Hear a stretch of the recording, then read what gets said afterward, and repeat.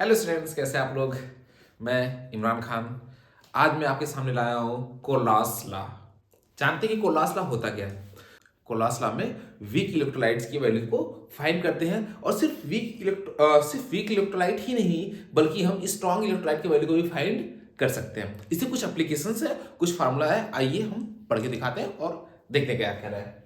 कोलास law क्या कहता है कि क्या कि the limiting molar conductivity of an electrolyte can be expressed as the sum of the limiting ionic molar conductivity of the cation and anion.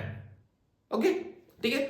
आइए ध्यान देंगे एग्जांपल में। जैसे हमने क्या लिया, KCl ले लिया। ऐसे एक्सप्रेस कहेंगे कि ये हमारा जब ब्रेक डाउन होगा तो K plus lambda naught K plus lambda naught Cl minus में क्या हो रहा है, ये आयंस में ब्रेक डाउन हो रहा है। देखिए एक यहां पे आयन हुआ और एक यहां पे आयन हुआ कि नहीं ब्रेक डाउन, है कि नहीं। तो इसी को एक्सपेक्ट, इन्हीं दोनों का सम यानी इसी केटायन और एनायन का जो सम होता है वही आपका कोलास लॉ को बताता है। ये सिर्फ वीक इलेक्ट्रोलाइट के लिए ही नहीं बल्कि स्ट्रॉन्ग इलेक्ट्रोलाइट के लिए क्या था, बहुत ज्यादा वैल्यूएबल था। देखिए मैंने यहाँ पे कुछ स्ट्रॉन्ग इलेक्ट्रोलाइट दे दिया जैसे कि NaCl, KNO3, MgCl2। ठीक है, ये स्ट्रॉन्ग इलेक्ट्रोलाइट है। मैं इसके आगे लिख दे रहा हूँ lambda naught lambda naught lambda.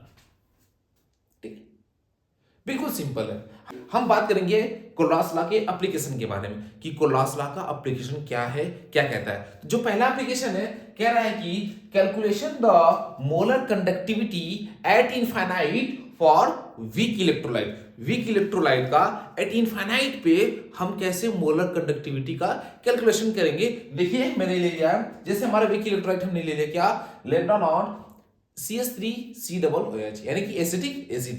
जब इसका हम क्या करेंगे, इसको एक्सप्रेस करेंगे तो हम क्या देखें, जब इसको हम ब्रेक डाउन करेंगे तो हम जानते हैं कि किसमें टूटेगा, CH3COO minus plus lambda naught H plus. यानी एक हमारा पार्ट एनायन का, दूसरा केटायन का। हमने यहां पे दिखा रहे हैं, देखिए एक हमारा केटायन और दूसरा एनायन का। और यही वीक इलेक्ट्रोलाइट का जो सम होगा, जो केटायन और एनायन का जो सम होगा यही आपको बताएगा क्या, कोलास लॉ के एप्लीकेशन। आइए दूसरा एप्लीकेशन देखते हैं। दूसरा एप्लीकेशन क्या है, calculation the degree of dissociation of weak electrolyte. हम जानते हैं डिग्री ऑफ डिसोसिएशन क्या होता है, अल्फा। आइए देखिए अल्फा इक्वल टू दे रहा है लेमडा सी और लेमडा नॉट। लेमडा सी क्या हमारा, molar conductance of solution at any concentration. ठीक है, और हम ये तो जानते हैं कि हमारा क्या है, मोलर कंडक्टेंस है एट इनफाइनाइट डाइल्यूशन पे। हम ये फार्मूले को अपने माइंड में रखेंगे दोस्तों, हमें इस फार्मूले को अपने माइंड में रखना है। दूसरा, अगर हमें मोलर कंडक्टिविटी अगर हमें कोलास लॉ से मोलर कंडक्टिविटी निकालनी होगी तो हम इसको फार्मूले को माइंड में रखेंगे, याद रखेंगे। तीसरा जो एप्लीकेशन है और last application, calculation of the dissociation constant of weak electrolyte. ये डिसोसिएशन कांस्टेंट हम आई थिंक 11th में पढ़ चुके हैं।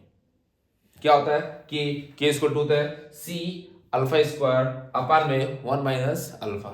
ये हमारा क्या फार्मूला है, K equal to C alpha square where C is concentration, alpha is degree of dissociation 1 minus alpha. ये तीन फार्मूले हमारे लिए क्या होगा, इंपॉर्टेंट होगा कोलास लॉ के लिए। और कोलास लॉ हमारा इतना ही था।